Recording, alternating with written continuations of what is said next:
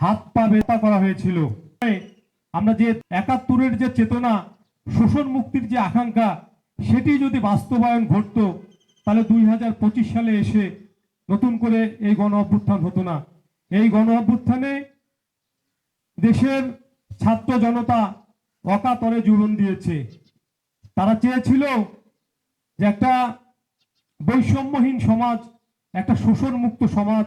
১৯৭১ সালে মুক্তিযুদ্ধে যারা শহীদ হয়েছে তাদের কথা তো বাংলাদেশ বলে নাই, বাংলাদেশের রাষ্ট্র বলে নাই, বাংলাদেশের রাজনীতিবিদরা বলে নাই, বাংলাদেশের জনগণরা বলে নেই। এই দেশটা একটা সুবিধাবাদী লম্পট বাটপাতদের দেশ হয়ে গেছে। এই দেশটা শহীদ পরিবারদেরকে ৭১-এ ৩০ লক্ষ শহীদের কথা ফেনা তুলে তাদের সুবিধা আদায় করে। আমাদের দেখতে হবে ৫৪ বছরে আমাদের ভুলগুলো কি। আমরা যদি ভুল সংশোধন না করি, আজকে জীবিত থাকা অবস্থায় যা দেখছি, যখন মুক্তিযুদ্ধরা নিঃশেষ হয়ে যাবে, মুক্তিযুদ্ধ তখন বললেও আর আটকা যাবে না। আমাদের চোখের সামনে মুক্তিযুদ্ধ হয়েছে। কেউ কেউ ইতিহাস পড়ে মুক্তিযুদ্ধ জেনেছেন, কেউ কেউ বাবার কাছে গল্প শুনে মুক্তিযুদ্ধ শুনেছেন।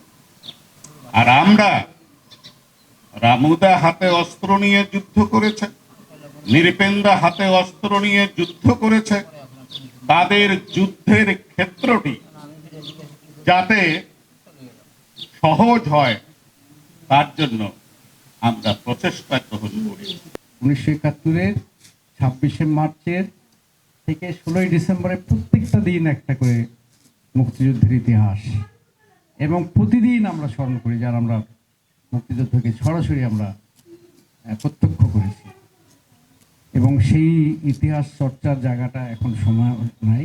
খালি কথা বললে হবে না, আজকে জ্ঞান গর্ভ কথা অনেক এসেছে। আমি তো মনে করি ৭১ আমাদের চেতনা, ৭১ আমাদের সংগঠন, ৭১ আমাদের শক্তি। এই দেশে যারা ৭.৫ কোটি লোক ছিল তারা সবাই মুক্তিযোদ্ধা। শহীদ অ্যাডভোকেট ইয়াকুব মাহফুজ আলী জর্জেস মিয়া, আমাদের সকলের প্রিয় জর্জেস ভাই।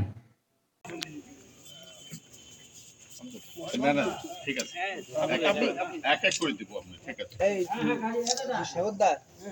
আপনি দেখুন।